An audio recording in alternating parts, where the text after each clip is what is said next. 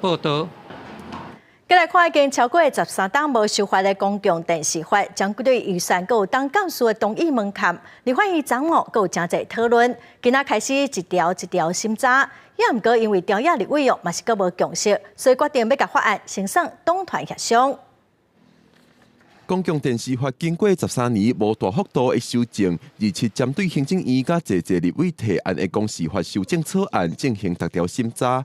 再起上关注的话题之一，就是9亿的预算天棚敢爱提掉。我觉得除了取消天花板，其实应该要有一个标准，是一个地板啊。我建议其实一定要维持原条文，负责国际传播服务的台湾 Plus 的国际传播频道。那我们也可以看到，在去年它的绩效是非常的不彰的。你一次编可能要编3年，一次编4年，等等之类的，然后让它有一个这个独立性。